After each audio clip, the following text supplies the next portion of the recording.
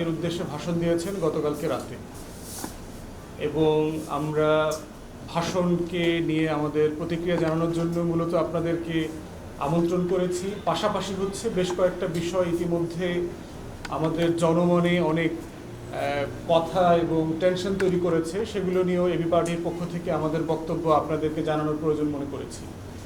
বিশেষ করে দুটো বিষয় খুব বেশি আমাদের নাগরিক সমাজের মধ্যে আলোচিত হচ্ছে। তার ভিতরে একটা হচ্ছে যে আইনশৃঙ্খলা পরিস্থিতির অবস্থা কি আসলে। আপনারা ইতিমধ্যে রাস্তায় বের হলে দেখতে পাচ্ছেন অধিকাংশ জায়গাতে কোনো ট্রাফিক পুলিশ দেখা যাচ্ছে না।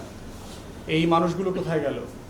তারপরে হচ্ছে যে আপনার স্পেশাল অপারেশন চলছে, আপনারা দেখতে পাচ্ছেন যে অবৈধ অস্ত্র এবং বৈধ অস্ত্র সংগ্রহ করা, পুলিশ যে পরিমাণ অস্ত্র নিয়ে পলাতক অবস্থায় আছে তাদের কাছ থেকে অস্ত্র উদ্ধার করা থেকে শুরু করে, এবং সরকার দলীয় গত সরকারের যারা পৃষ্ঠপোষক ছিল সেই সকল সন্ত্রাসী গোষ্ঠীর কাছ থেকে অস্ত্র উদ্ধার করবার যে একটা সম্মিলিত প্রয়াস আমরা গত কয়েকদিন থেকে দেখতে পাচ্ছি।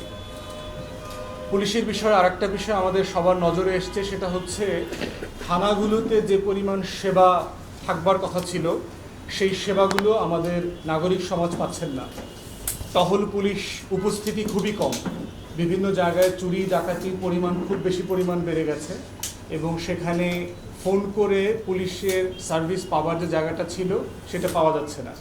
তো সেটা নিয়েও নাগরিক সমাজ বোঝার চেষ্টা করছেন যে আসলে আমাদের এই পুলিশ ফোর্স কোথায়।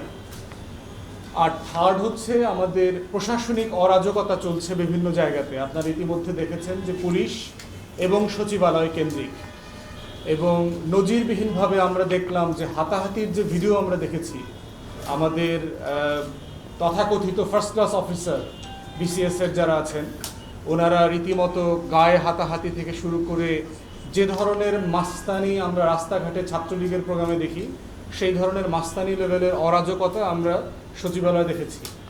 এবং আমরা দেখতে পাচ্ছি 24 ঘন্টার ব্যবধানে প্রজ্ঞাপন জারি করা হচ্ছে এবং প্রজ্ঞাপন বাতিল করা হচ্ছে।